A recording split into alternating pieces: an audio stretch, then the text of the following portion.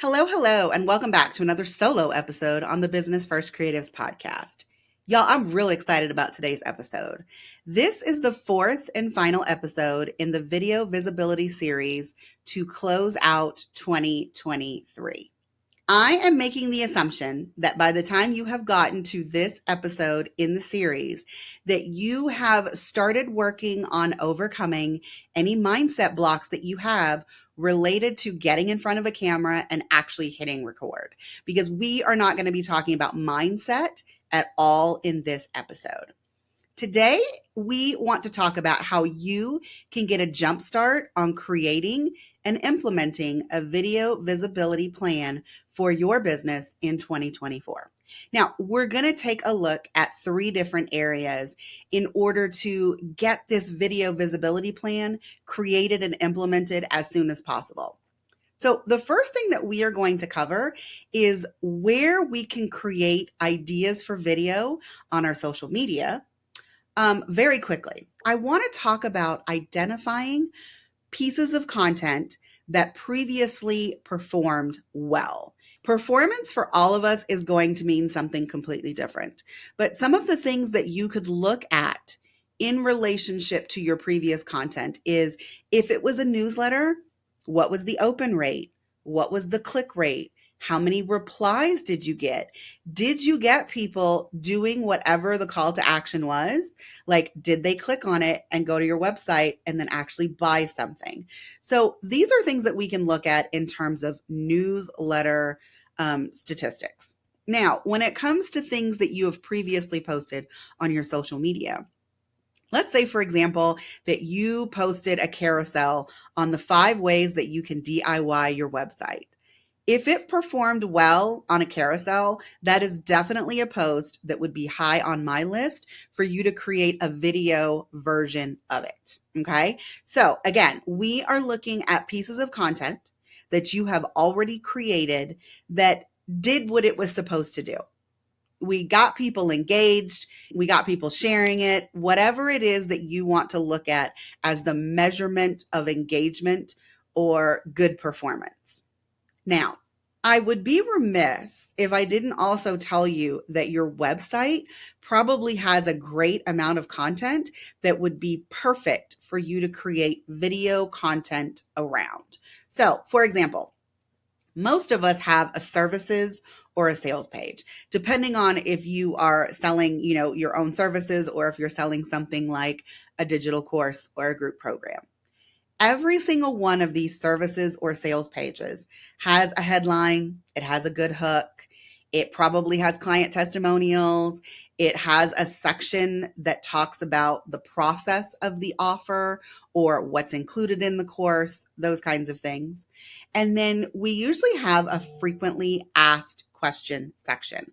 Guys, that section is complete gold when it comes to making videos.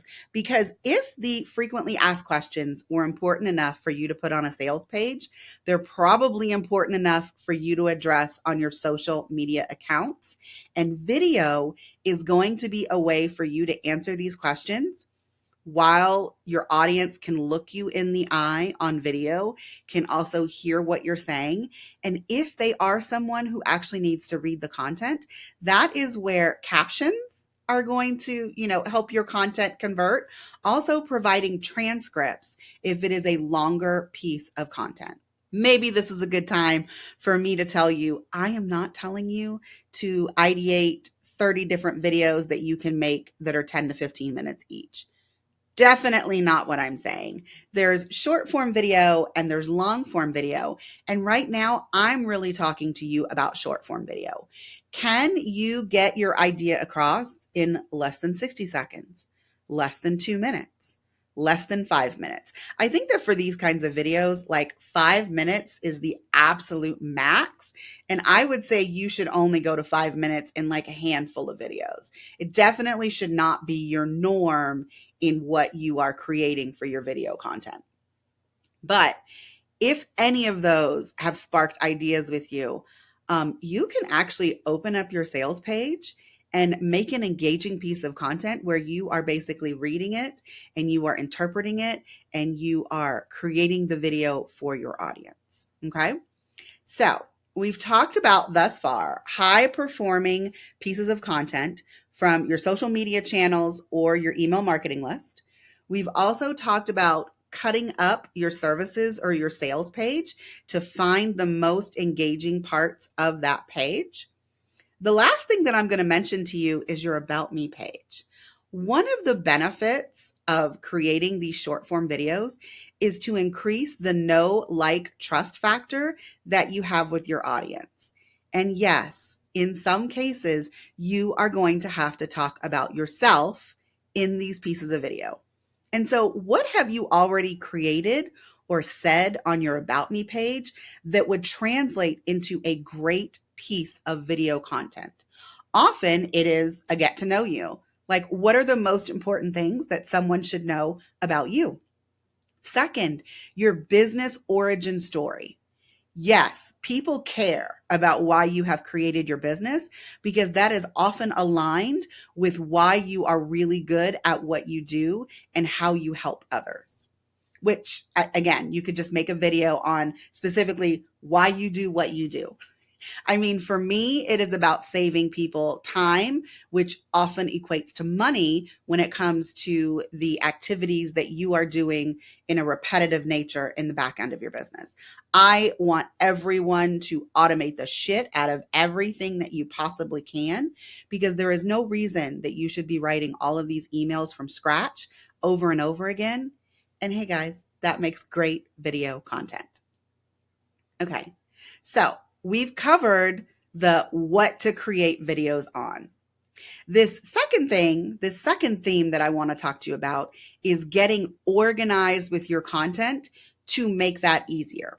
Okay, Instagram was not made to where you can go and search your content to find all of the piece of content that you've talked about one particular topic. Like, Instagram was not made for that. YouTube, a little bit more. Your email marketing software, again, probably not. So back in episode 46, the name of the episode is The Cost of Disorganization. I mean, I was interviewing Ashley Schuler, and when she said that during the interview, I was like, oh girl, that is going to be the name of this episode. But the one thing that Ashley brought up during that episode was creating a central repository of all of your content that can be searched. And I feel like that is the important part that most of us are missing. Not only do you want all of your pieces of content to be in one place, you want to make sure that it's tagged appropriately or that it's searchable, so that if I want to go and see every piece of content where I have talked about Dubsado proposals, I can do that so that I can identify those pieces of high performing content to perhaps be reformatted for video. So if you create an organization system where you can access all of your previous content, it is going to make the reformatting and the repurposing easier as you create your video visibility plan. Okay, so once again, if you did not listen to that episode, it was episode 46, and Ashley is absolutely amazing. Like, content wasn't even the main topic of that episode, but when she started talking about creating this repository, my jaw literally dropped. Okay, so now that we're talking about organization, let's very briefly talk about your content pillars. Natasha Pierre, in the third episode of this video visibility series, gave her insights on identifying your content pillars and how you ideate pieces of content for those different content pillars. If you haven't listened to that episode, I mean, it's just one episode back, guys. Go back and listen to it. But after you've identified your pieces, your content pillars, if you will, and you've created specific pieces of content to go in each of them, it's really important that you organize it so that next quarter, in 6 months, in 1 year, you're eventually going to either want to just recycle and repost that exact same piece of content, or you're going to want to repurpose it and reformat it for a different medium. Now, again, one last thing before we move on from getting organized. You are probably creating pieces of content for many different platforms. You might be sending emails. You might be putting types of content on LinkedIn, Instagram, TikTok, YouTube. Blogs. I mean, blogs are still here, guys. Blogs are still great ways to put out pieces of content. And you could even take these videos that we are talking about creating and embed them in your blog posts. But I do want you to identify one place that you can put all of these different pieces of content so that you will know what you have done and where. For me, that's in an Airtable hub, but I think you guys all know by this point, I'm super obsessed with Airtable. Okay, so now that we have gotten through what videos we're going to create and how we are going to organize our thoughts related to those pieces of content, the last thing that I want to talk to you about is how to avoid some common mistakes related to creating videos. First, do not create videos without a purpose. Like, there is a time and a place. If you enjoy being on stories, maybe you do want to every once in a while just turn the camera on yourself, hit record, and just engage with your audience. But then I would argue that is the purpose of that piece of content, is to engage with your audience. You should know before you hit record, before you plan any piece of video content, you should know whether or not your goal is to engage with your audience. It's going to talk about your offer. It's going to connect. I mean, there's a lot of different reasons that you create content, but you have to know the purpose before you do it. The second mistake that I want you to avoid, and it's perhaps the most important, so I don't know why I'm mentioning it second, but I don't want you to be afraid of repeating yourself. Now, back in the marketing series that I had, episode 84, I interviewed Dana Schaff, and we discussed the rule of 7, which jokingly we said during the episode is really more like the rule of 12 or the rule of 24. That just means someone has to see a particular topic or a particular piece of content 7 times before it even engages in their brain that it's something that they should pay attention to. Now, I'm creating content on this podcast. I'm repurposing that into YouTube videos, and sometimes I'm making specific YouTube videos. I have content that I'm posting on Instagram. I am emailing my newsletter, my email marketing list 1 to 2 times a week. Like, I'm putting out a lot of different content, but not everyone in my audience is seeing the content that I am putting out on every single platform. So I shouldn't be afraid of repeating myself among my platforms or even on the same platform. Now, guys, I'm not saying make one really good piece of content in a video and just keep resharing it over and over again in a very short amount of time. That is definitely not what you want to do, because people will unfollow you with a quickness. But if you have made a really great video that is in your feed as a reel, absolutely reshare it to your stories. I mean, reshare it to your stories in a few hours or a few days after you've posted it. You could even reshare it to your stories in a few weeks or even like 1 to 2 months later. But don't take that exact same video and just keep on reposting it to your feed over and over again. That piece of content will get stale. Now, there is sometimes where it's going to be appropriate for you to repeat yourself and you are basically just resharing the exact same piece of content. Maybe you created it on Instagram and you want to reshare it in your email newsletter with a link. Totally acceptable, okay? But don't reshare it in your newsletter every single week for 6 weeks in a row. That is not the kind of repetition that I am telling you is good. It's definitely not good. The third mistake that I see a lot of people making is that you leave off the call to action. Now, I've already mentioned a call to action is not buy my thing. A call to action is whatever you are telling your audience to do after they have consumed a piece of content. So quite often when I am sharing content related to this podcast, one call to action may be, if you've enjoyed this, please subscribe and download to listen to the entire episode. A second call to action that I may give you is, if you found this useful, can you please share this episode with a friend? And then, of course, the third type is, if the podcast purpose, if you will, was to talk about my offer or working with me. And I literally, after you finish listening, I want you to go and check out the offer. Don't be scared to say that. Say, if you would like additional details about the CRM blueprint for creatives, please go to coleyjames.com/CRM-blueprint for additional details. But tell them what to do. Even if it is to tell them to mark some time on their calendar to do a particular task, if it is to come find you on Instagram and let you know in the DMs if they did this thing. All of these are different kind of call to actions, but don't just put out content and not tell someone what they should do next to get the most benefit out of consuming your content. Okay. The fourth one is one that I want to say over and over again, but I'm going to try really hard not to. The fourth mistake that I would love for you to avoid is simply reformatting bad content. Now, we started this episode talking about videos for your best performing content are going to be the lowest hanging fruit for you in terms of creating and implementing a video visibility plan quickly in your business for 2024.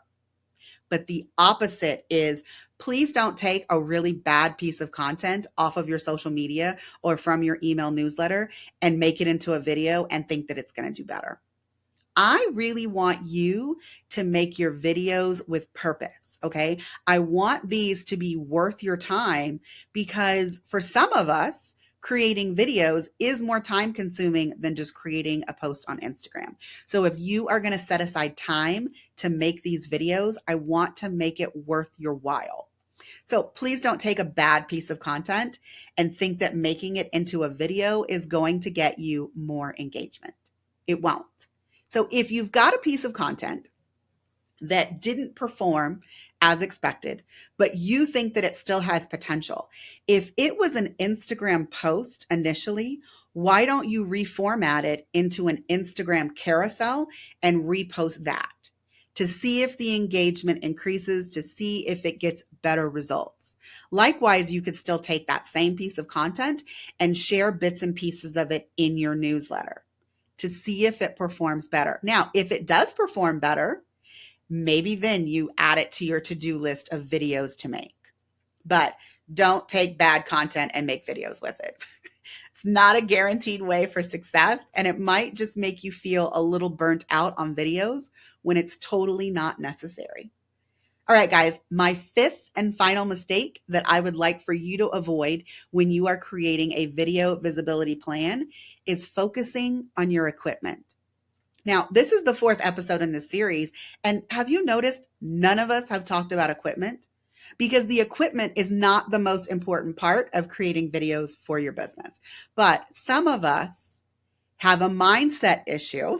I guess we are going to talk about mindset for a second. Some of us have a mindset issue that we don't currently have equipment that is good enough to make videos. Guys, I am a professional photographer. I have at least $15,000 worth of photography gear in this house, and I don't use any of it to make any of the videos for my business. I only use that to make films of my clients, okay? So if you've got a relatively new phone, that probably has a really decent camera and microphone that you could totally use to make your first few videos. Also, if you have a relatively new laptop or computer, your front-facing camera is probably decent enough for you to make videos. So no one should think that they have to run out and spend hundreds or even four figures on new equipment in order to start recording videos for your business. And when you have recorded your first batch of videos and you're like, okay, maybe this is something that I want to continue to doing, the first piece of equipment that I'm actually going to recommend that you purchase is an external microphone. And guys, you can get a really decent external microphone for like $99. So we are not talking about a hefty investment. All right. So I hope that by telling you how to identify previous pieces of content to turn into videos, how to organize your content that already exists, as well as these new videos that you're going to make, as well as 5 mistakes to avoid, is going to help you get a jumpstart on creating and implementing a video visibility plan in your business for 2024. If you have decided on your first video that you are going to make, I would love to hear about it. Come find me over at Instagram. It's at Coley James, and send me a DM. All right, that's it for this episode. See you next time.